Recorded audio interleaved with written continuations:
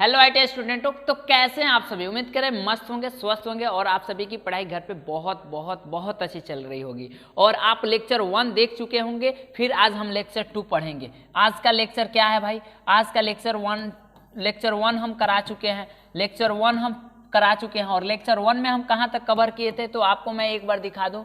Lecture 1 में हम zigzag setting पढ़ लिए थे। हम आपको पढ़ा रहे हैं दांतों की सेटिंग, जिसमें हम जिग-जैग सेटिंग आपको पढ़ा चुके थे। स्ट्रेट सेटिंग होती है, डबल सिंगल सेटिंग होती है, सारा चीज हम पढ़ा चुके हैं, ठीक है ना। अब जो हम पढ़ा रहे हैं आपको यहाँ से आज लेक्चर 2 में कवर करेंगे। और आज लेक्चर 2 है। इससे पहले यदि लेक्चर 1 नहीं देखे हुए हैं तो लिंक डिस्क्रिप्शन में है, जाकर पहले देख लीजिए, फिर आकर लेक्चर 2 देखिए, बेस्ट समझ में आएगा। क्लियर? ओके, देखिए specification of hexa blade. Hexa blade का नामकरण कैसे करेंगे तो देखते हैं ना। जैसे इस हेक्सा ब्लेड की हम साइज बताएं ना, इस हेक्सा ब्लेड की साइज की बात करें तो इसमें दो गो जो पिन होल रहता है ना, उसके दोनों होल के सेंटर के बीच की दूरी को हम क्या कहते हैं? क्या कहते हैं? हेक्सा ब्लेड की लंबाई कहते हैं, ठीक है ना। देखो, ब्लेड की लंबाई उसमें बने दो पिन होल के सेंटर की दूरी से ली जाती है। लंबाई के अनुसार वर्कशॉप में प्रयोग होने वाले ब्लेड 200 mm, 250 mm और 300 mm तक के होते हैं। हेक्सा ब्लेड 250 mm और 300 mm के स्टैंडर्ड लेंथ में मिलते हैं। किस लेंथ में मिलते हैं भाई? स्टैंडर्ड लेंथ में मिलते हैं। इतना कंफर्म समझ में आ रहा है मेरे भाई? ठीक है, आगे समझते हैं। ब्लेड की चौड़ाई 13 mm से लेकर 16 mm तक की होती है। ब्लेड की जो चौड़ाई होती है वो 13 mm से लेकर 16 mm तक की होती है, ठीक है ना। और मोटाई की बात करें तो ब्लेड की मोटाई 0.63 mm से लेकर 0.8 mm तक की होती है। इतना कंफर्म, तो इसको स्क्रीनशॉट के फॉर्म में आप लोग सेव कर लो, फिर हम आगे बढ़ते हैं मेरे भाई। आई होप स्क्रीनशॉट के फॉर्म में आप लोग सेव कर लिए होंगे, तो बढ़े आगे। कोई दिक्कत परेशानी नहीं ना? चलिए, अब आता है सबसे पहले यहाँ पिच को समझते हैं। पिच क्या होता है? दो दांतों के बीच की दूरी को हम क्या कहते हैं? पिच है। जैसे ये कोई दो दांत है, ठीक है ना, तो ये दो दांत है, तो इनके बीच की दूरी जो है ना पिच कहलाती है, ठीक है ना, पिच कहलाती है, ठीक है। जब कोर्स पिच होता है, मीडियम पिच होता है, फाइन पिच होता है, वेरी फाइन पिच ब्लेड होता है। जो पिच होता है कोर्स पिच, वो 1.8 mm 1.8 mm की दूरी पर एक एक दांत लगा रहता है, ठीक है ना। नहीं समझ में आ रहा? अभी यहाँ समझते हैं। जैसे 1 सेंटीमीटर है, 1 सेंटीमीटर है तो यहाँ 5 से 6 वो दांत होगा। और मीडियम पिच में आएंगे ना तो 1 सेंटीमीटर में ही 7 दांत होगा। और जब फाइन पिच में आएंगे ना तो 1 सेंटीमीटर में 10 गो दांत होगा। जब हम सेंटीमीटर में आएंगे ना तो एक सेंटीमीटर में किस में आएंगे? वेरी फाइन पिच ब्लेड में, तो 1 सेंटीमीटर में 12 गो दांत होगा। अब जरा हमको बताइए, जैसे एक रूम है, मान लीजिए एक रूम है। रूम में किएगा, इसमें 5 आदमी बैठ रहे हैं, 5 आदमी बैठ रहे हैं तो दूर दूर बैठेंगे। अब इसी रूम में 7 आदमी बैठ रहे हैं तो नजदीक नजदीक बैठेंगे। इसी रूम में अब 10 आदमी बैठ रहे हैं तो और नजदीक नजदीक बैठेंगे। इसी रूम में अब 12 आदमी बैठ रहे हैं तो और नजदीक नजदीक। यानी इसकी दांतों की संख्या, जैसे ये ब्लेड हो गया, यहां से यहां तक 1 सेंटीमीटर है, तो इतना ही सेंटीमीटर में 5 गो दांत है तो दूर दूर होगा, तो उसको हम कहेंगे कोर्स पिच ब्लेड। यानी पिच के जो दांतों की संख्या के बीच की दूरी है वो दूर दूर होगी, समझ रहे हो। उसके बाद आएगा मीडियम पिच ब्लेड। तो मीडियम पिच ब्लेड में इसमें दांतों की संख्या ज्यादा होती है, तो इसकी जो दूरी होगी, दो दांतों के बीच की दूरी कम होगी, ठीक है ना। अब यहाँ 10 दांत, तो अब एकरा मामला में ई कम होगा दूरी, ठीक है ना। इसमें कंपेयर करें 7 दांत और 10 दांत में, 10 दांत में दूरी, जो दांतों की संख्या के बीच की दूरी है वो कम होगा। दो दांतों के बीच की दूरी क्या होगा? कम होगा। और 12 दांत में तो और ही कम होगा, ठीक है ना। तो ये होता है, ठीक है ना। और यहाँ समझते हैं इंचों में बात करें तो 14 दांत प्रति इंच, 18 दांत प्रति इंच, 24 दांत प्रति इंच, 32 दांत प्रति इंच। और इसको आप लोग स्क्रीनशॉट के फॉर्म में सेव कर लो, इससे एग्जाम में बहुत बहुत बहुत ज्यादा आता है, ठीक है। स्क्रीनशॉट के फॉर्म, कोई ऐसा एग्जाम नहीं है, बार्क, डीआरडीओ, इसरो, IOCL, कोई ऐसा एग्जाम नहीं है जहां ये क्वेश्चन नहीं आया है। और एक फॉर्मूला लिख लेना, पिच बराबर होता है बाबू, पिच बराबर होता है 1/NTPI। अब NTPI क्या है? नंबर ऑफ टीथ पर इंच, नंबर ऑफ थ्रेड पर इंच भी होता है, नंबर ऑफ टीथ पर इंच भी होता है। तो यहाँ हम दांतों की संख्या निकाल रहे हैं तो यहाँ थ्रेड लिख दिया है गलती से, यहाँ टीथ कर लेना, ठीक है ना। क्लियर? ठीक है मेरे भाई, बढ़े आगे। चलिए अब आता है मेटेरियल। सबसे पहले मेटेरियल को समझ लेते हैं, ठीक है ना। मेटेरियल जैसे ब्रॉन्ज हो गया, ब्रास हो गया, soft metal, cast iron, heavy angle, ETC के कटिंग के लिए कोर्स पिच ब्लेड का प्रयोग करते हैं, यानी 1.8 mm पिच ब्लेड का प्रयोग किया जाता है। ये कई बार एग्जाम में भी पूछता है कि इस मेटल को काटने के लिए किस पिच ब्लेड का उपयोग करते हैं। तो कोर्स पिच नहीं तो पिच का सीधे आपका साइज दे दिया रहेगा, 1.8 mm, 0.8 mm, चाहे 1.0 mm, ऐसे आपका साइज दे दिया रहता है, ठीक है ना।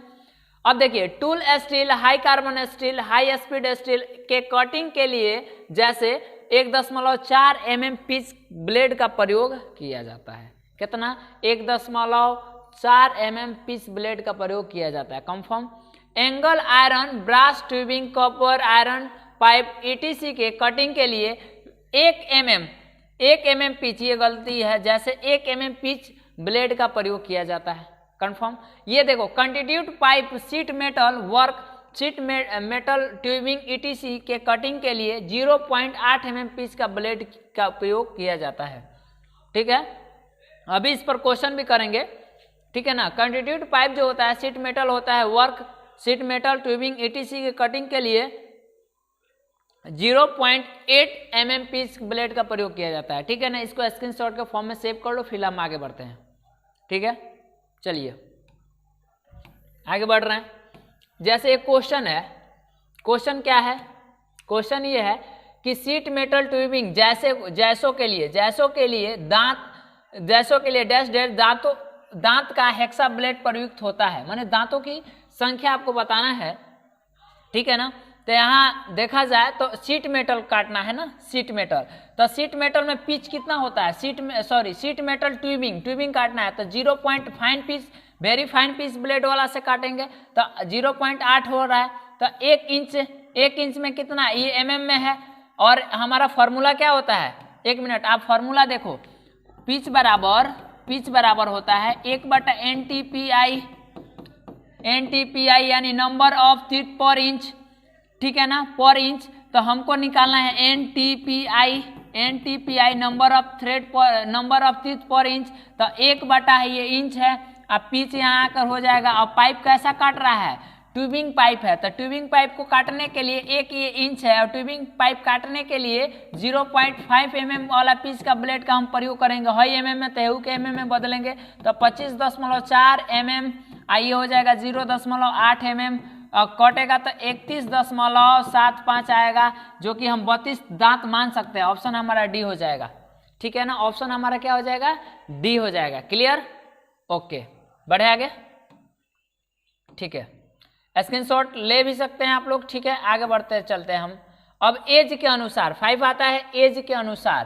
तो एज के अनुसार ब्लेड 2 प्रकार के होते हैं, एक सिंगल एज ब्लेड और एक डबल एज ब्लेड। देखिएगा एज के अनुसार एक ब्लेड आता है जिसके एक ही तरफ दांते कटे हैं, जिसके एक ही तरफ दांते कटा रहेगा, और एक ब्लेड आता है जिसके दोनों तरफ, इधर भी दांते कटा रहता है और इधर भी दांते कटा रहता है।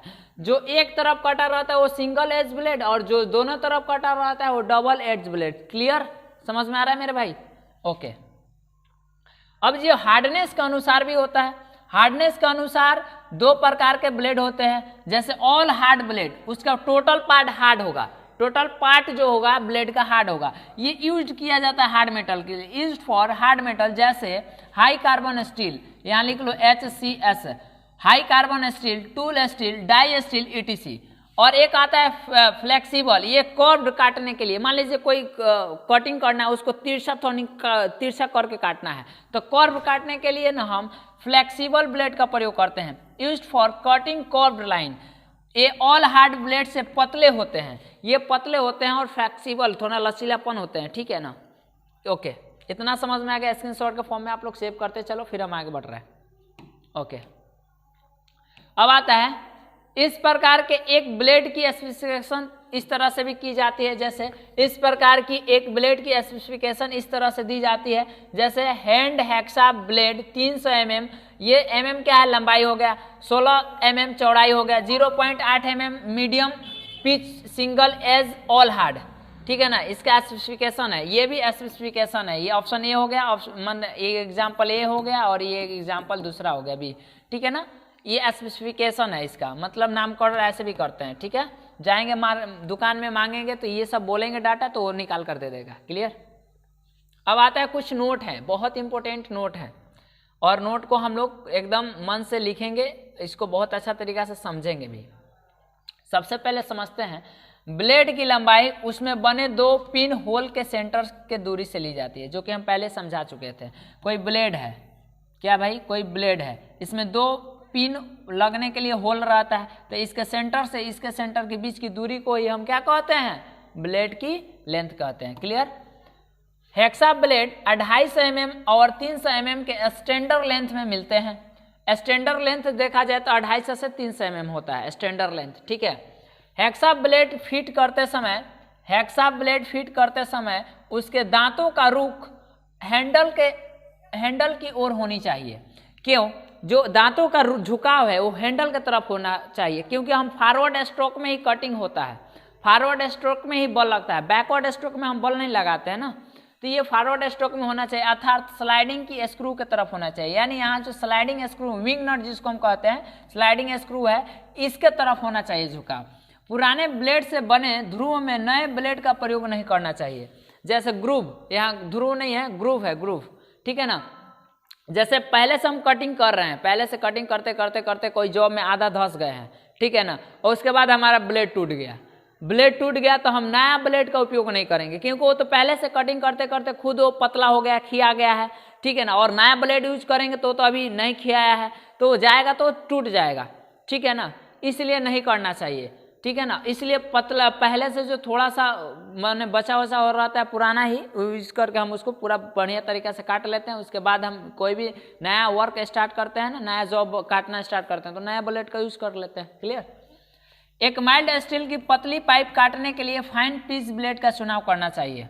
एक माइल्ड स्टील की पतली पाइप काटने के लिए हम किस टाइप का ब्लेड का उपयोग करना चाहिए, तो फाइन पिच में, ठीक है ना, चुनाव करना चाहिए। हैक्सविंग करते समय हेक्सा की औसत गति 40 से 50 स्ट्रोक प्रति मिनट होना चाहिए। देखिए हैक्सविंग कर रहे हैं ना, तो 1 मिनट में 40 से 50 बार 40 से 50 स्ट्रोक होना चाहिए। और कितना लड़का गुस्सा जाता है और मार हेंगा एकदम दबा के करता है, तो वो गलत चीज़ है, वो गलत सिस्टम है, वो गलत मेथड है, ठीक है ना। क्या करता है, इतना ही देखो, ये आगे फॉरवर्ड स्ट्रोक में कटिंग कर रहा है, ये मान लो हमारा हेक्सा है, क्या है, हेक्सा है, ये हमारा हाथ जॉब है, तो हम इतना ले जाएंगे आगे तब ना कटेगा इतना। हम क्या करते हैं, इतना ही में एकदम खूब रगड़ते हैं, इतना ही में रगड़ेंगे तो इतना ही ना काटेगा, इतना ही ना मेन दांत हमारा यूज होगा और काटेगा, तो ये दांत वो खिया जाएगा और इधर वाला बच जाएगा।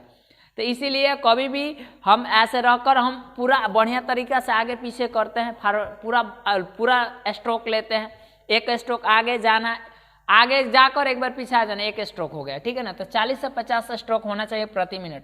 एग्जाम में कई बार पूछ चुका है डीआरडीओ में कि हैक्सविंग करते समय स्ट्रोकों की संख्या कितनी होनी चाहिए, 40 से 50, क्लियर। जनरल कटिंग के लिए हाई कार्बन स्टील ब्लेड तथा रफ रेजिस्टेंस मटेरियल के लिए हाई स्पीड स्टील ब्लेड का प्रयोग करना चाहिए। 2 तरीका के ब्लेड होते हैं, मेटल से बने होते हैं, हाई कार्बन स्टील और हाई स्पीड स्टील। जो हाई स्पीड स्टील होते हैं वो अक्सर मशीनों पर यूज करते हैं, क्योंकि मशीन जो होता है बहुत फास्ट चलता है ना, हाई स्पीड स्पीड चलता है, तो हाई स्पीड स्टील मशीनों पर ब्लेड में यूज करते हैं। और जो हाई कार्बन होता है, मैनुअली हम लोग जो कटिंग करते हैं वो हाई कार्बन स्टील के ब्लेड रहते हैं, ठीक है, इतना समझ में आ रहा है। हाई कार्बन स्टील के हेक्सा ब्लेडों की हार्डनेस 59 से 62 HRC होना चाहिए।